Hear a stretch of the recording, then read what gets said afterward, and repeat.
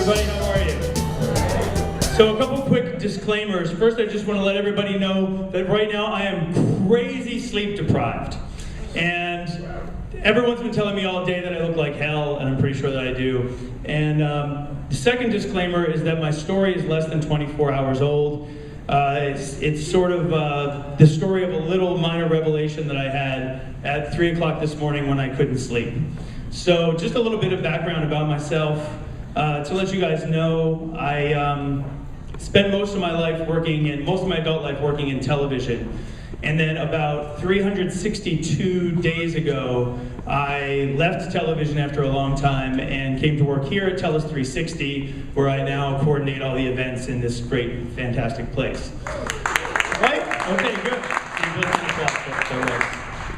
So, a little more of my background is that my primary relationship that's the most obvious with vibration or good vibrations is that I'm also a musician. I've started playing drums when I was 14 and played in lots of bands and was king band geek in high school.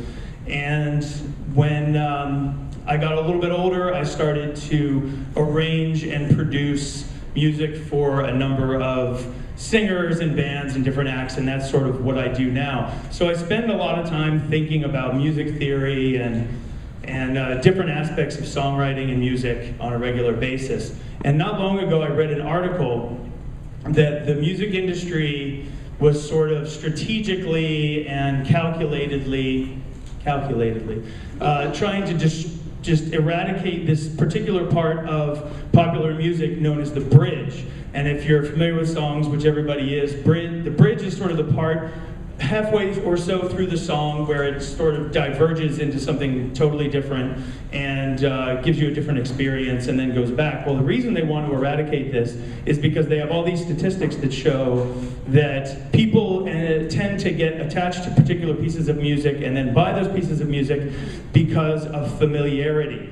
And if you're playing music on the radio, then the best way to get people to familiar with a piece of music is to just keep on drilling the chorus or one particular hook. So I started to think about a lot of things at 3 in the morning as I was tired. Started to think about that. Started to think about, why does that upset me? Why are bridges really important? So I started to think about, great songwriters, great musicians, great bridges. And then here's where I'm going to have a little help from you guys. I'm going to need a little bit of audience participation. And I know like 40% of you just was like, son of a bitch. Nobody wants to participate.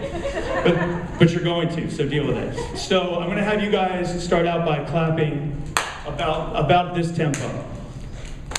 So this is about 90 beats per minute. It's pretty much my favorite tempo or whatever. And so you're going to do one more thing if you can do two things at once. When I point, you guys are all going to say, what are we going to say? Get on up, okay? So, get on up, like that, right? Get on up. Right. Get up. Get up. Get up. Stay on the scene like a sex machine. Okay, you can stop right there, and I just want to point out that I think that the words sex machine should count as a vibrator reference and get me some extra points for the good vibrations. So just, putting that out there for the judges.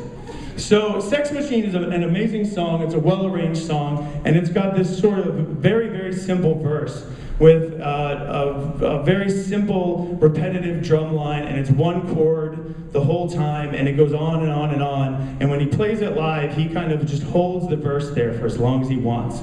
And then I started to think, as one does at 3 in the morning when you can't sleep, about life and all this philosophical stuff. And I started to think about my life, during the early part of my adulthood, so I'm this guy, get on up, right? And I have this job at a TV station, yeah. And I walk up Queen Street every morning, yeah. And I walk down Duke Street every night, yeah. And every time I go to Sakura, I order the same thing. Yeah. It's the Snow White roll, and it's amazing, so why wouldn't I order it every time? Yeah. And then I have this weird 3 in the morning epiphany that, oh my God, my life is Sex Machine. Or at least it was the verse of Sex Machine.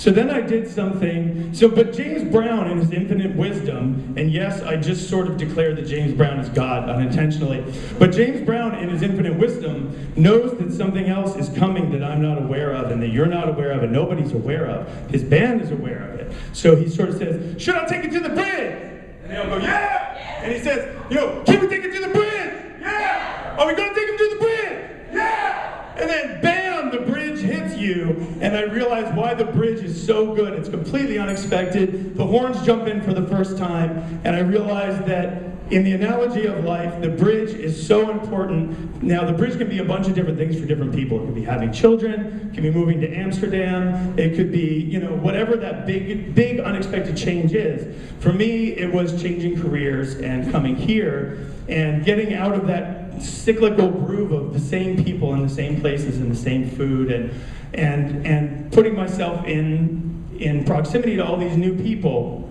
who are trumpets and horns and flutes and whatever else comes in the bridge and are resonating harmonically with me in a completely new way. And I think that you expect a change in life is going to give you a bit of a new experience, but what you don't realize is that even well into adulthood, you start to feel new things and have new feelings because of all of these new people that you've met, even when you thought that you've experienced and felt everything, you knew what life was all about because you were running around in the bridge burning a hole in Queen Street and not realizing what else is out there. But James Brown knew it was out there. So when you hear James Brown asking you, do you want to go to the bridge?